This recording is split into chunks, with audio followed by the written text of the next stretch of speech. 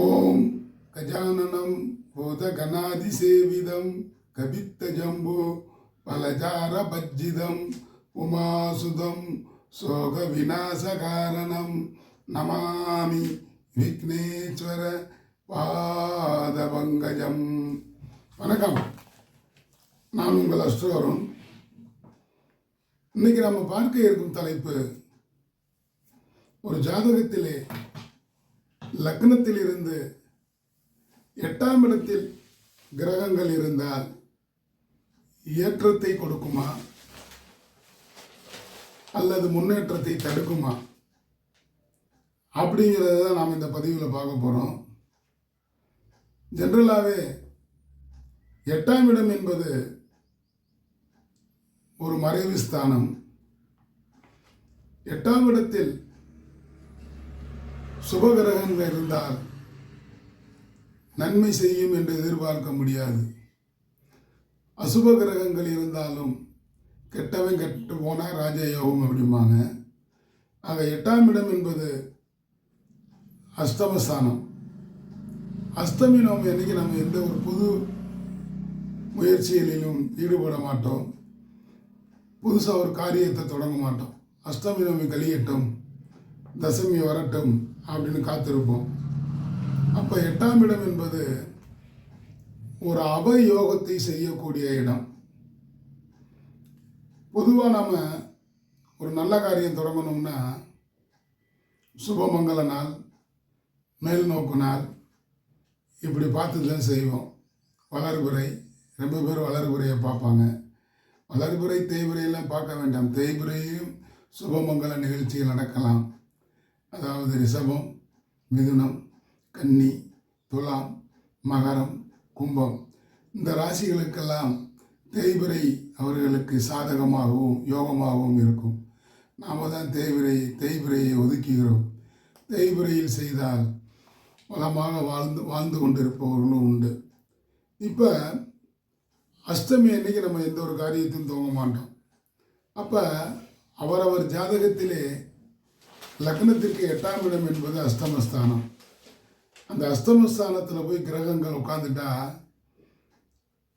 நன்மை செய்வதை தடுத்து விடுவார் அப்படின்னே சொல்லிடலாம். ஒரு பொது முயற்சிகள், ஒரு நல்ல காரியங்கள் துவங்குறதெல்லாம் தள்ளி போடுவோம். அப்போ ஒரு ஜாதகத்தில் 8ஆம் இடத்துல சுபகிரகங்கள் இருந்து விட்டால் யோகங்களை கொடுக்காது. அதிலும் 8ஆம் இடத்தில் சனி ராகு இருந்து விட்டால் சொல்லவே வேண்டாம் அந்த ஜாதகர் படும் பாட்டை. அதாவது மிகவும் காலம் முழுவதும் கஷ்டங்கள் இருந்து கொண்டே இருக்கும் அப்படின்னே சொல்லிடலாம். மனுஷன் ஏன் பிறந்தோம் அப்படின்னு வாழ்க்கையே போராட்டமாக இருக்கிறது என்று சலித்துக் கொள்வார். ராகு 8ஆம் இடத்துல இருக்கவே கூடாதுங்க. ராகு சுபானு என்ற அரக்கன் தலை வெட்டப்பட்டு ராகு கேதுக்களாக மாறினார்கள். அந்த ராகு 8ஆம் இடத்தில் அஷ்டம ராகு தண்டனையை கொடுப்பார். அவர் எவ்வளோ பெரிய கோடீஸ்வரனாக கூட இருக்கட்டும், அவர் பார்க்கும் இடம், பார்க்கும் கிரகங்களை பொறுத்து கஷ்டங்களை கொடுத்து விடுவார், தண்டனையை கொடுப்பார். 7இல் சனி ராகு வனவாசம், 8இல் சனி ராகு சிறைவாசம் என்றே சொல்லிவிடலாம். ஏதேனும் ஒரு தப்பு பண்ணிட்டு ஜெயிலில் போய் தண்டனை அனுப்பிச்சு உட்காந்துட்டு இருப்பார். ஆக 8ஆம் இட ராகு மிகவும் மோசமான இடத்தில் இருக்கிறார் அப்படின்னே சொல்லிடலாம். 8ஆம் இடத்தில் ராகு இருந்தால் கண்டிப்பாக ஆண்டி கிளாக்கில் 11ஆம் பார்வையாக 10ஆம் இடத்தை பார்த்தே ஆக வேண்டும். 10ஆம் இடம் யாருன்னு பார்த்தீங்கன்னா தொழிலை பற்றி சொல்லக்கூடியது, வருமானத்தை பற்றி சொல்லக்கூடியது, தொழிலில் வரக்கூடிய லாபங்களை பற்றி சொல்லக்கூடியது. அப்போ தொழில் சறுக்கல்களை ஏற்படும். வருமானம் ஈட்டுவதற்கு ரொம்ப பாடுபடணும். 1க்கு 10 தடவை அலையணும். அலைஞ்சாதான் அதில் லாபம் கிடைக்குமா என்றால் சந்தேகமே. அப்போ தொழிலில் மிகப்பெரிய சறுக்கல்களை இந்த 8ஆம் இடத்தில் ராகு இருந்தால் சந்திப்பார்கள். 8இல் இருக்கும் ராகு 6ஆம் இடத்தை வேற பார்ப்பார் 3ஆம் பார்வையாக. அப்போ அந்த ஜாதகர் வாழ்நாள் முழுவதும் கடன் பிரச்சனைகளை மாட்டிக்கிட்டு தத்தளித்து கொண்டிருப்பார். கடனை வாங்குறது, வட்டியை கட்டுறது, அந்த கடனை அடைக்கிறதுக்கு இன்னொரு இடத்துல கடனை வாங்குறது, இந்த மாதிரியாக கடன் சுமை பெருகி கொண்டே இருக்கும். ஆக 8இல் இருக்கும் ராகு தொழில் ஸ்தானத்தையும் பார்ப்பார், ருணரோக சத்துரு என்று சொல்லக்கூடிய 6ஆம் இடத்தையும் பார்ப்பார். 6ஆம் இடம் என்பது ஒன்று அவருக்கு நோய் இருக்கணும், கடன் இருக்கணும், இல்லை என்றால் விரோதிகள் இருப்பார்கள் அப்படின்னே சொல்லிடலாம். அடுத்து பார்த்தீங்கன்னா இந்த ஸ்க்ரீனில் தெரிகிற ஜாதகத்தை பாருங்கள். கடக லக்கணம், 4ஆம் இடத்துல சூரியன் நீச்சம், சனி உச்சம், அஷ்டமாதிபதி உச்சம் பெறுகிறார். அஷ்டமஸ்தானத்திலே சந்திரன். அப்போ எப்படி இருக்கும் பாருங்க. லக்னாதிபதி 8இல் மறைவு, அவருக்கு இடம் கொடுத்த சனியோ உச்சம். அப்போ கிரகங்கள் எப்படி தலைவிரித்து ஆடிக்கொண்டிருக்கிறதுன்னு பாருங்க. 5ஆம் இடத்துல சுக்கிரன், புதன், ராகு. ராகு உச்சம்.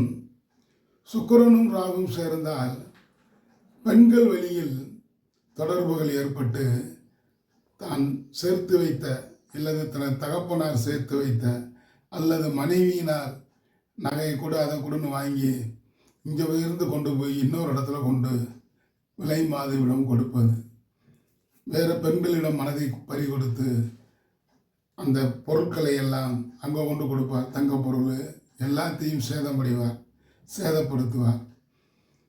அதாவது குடும்பத்தில் எல்லோரிடமும் அவப்பெயர் வாங்குவார் என்றே சொல்லிவிடலாம்.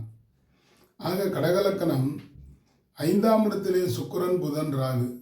சுக்கிரன், ராகு இருந்தால் காம கலியாட்டங்கள், வேறு பெண்களின் தொடர்பு இதெல்லாம் இருக்கத்தானே செய்யும். அடுத்து பார்த்தீங்கன்னா 5க்குடைய செவ்வாய் 7ஆம் இடத்துல போய் உச்சம் பெறுறார். பஞ்சமாதிபதி, பூர்வ புண்ணிய ஸ்தானாதிபதி. அவர் சனியின் வீட்டில் போய் உச்சம் பெறுகிறார். அவருக்கு இடம் கொடுத்த சனியோ உச்சம் 4ஆம் இடத்தில். சூரியன் நீச்சம், நீச்சபங்க ராஜயோகம். அப்போ அந்த செவ்வாய் எப்படி இருக்காருன்னு கேட்டிங்கன்னா 5, 10 தொழில் ஸ்தானாதிபதி. அவர் 7ல் போய் பங்கப்பட்டாச்சு. உச்சம் பெறக்கூடாதல்லவா. 10 கேந்திராதிபதி கேந்திரத்தில் உச்சம் பெறுகிறார். அப்போ வருமானத்தில் கையை வச்சாச்சு. அப்படி பார்க்கும் பொழுது 8ஆம் இடத்தில் கிரகங்கள் இருந்தால் அவயோகத்தையே கொடுக்கும் அப்படின்னே சொல்லிடலாம். இப்படியாக கிரகங்கள் அமையப்பெற்றவர்கள் அந்த ஜாதகர் எப்படி நல்ல பலன்களை எதிர்பார்க்க முடியும்? அப்போ 8ஆம் இடம் என்பது ஏற்றத்தை கொடுக்கவா செய்யும், ஏற்றத்தை தடுக்க அல்லவா செய்யும். 8ஆம் இடத்துல புதன் ஒருவர் மட்டும் இருக்கலாங்க. மறைந்த புதன் நிறைந்த பெயர் புகழ் செல்வாக்கு. புதன் ஒருவருக்கு மட்டுமே விதிவிலக்கு. 6, 8, 12 லக்னத்திற்கோ ராசிக்கோ 6, 8, 12 மறைந்து சுவர்கள் பார்க்கப்பட்டால் அந்த ஜாதகர் வளமோடு வாழ்வார். இதைத்தான் மறைந்த புதன் நிறைந்த புகழ் அப்படிம்பாங்க.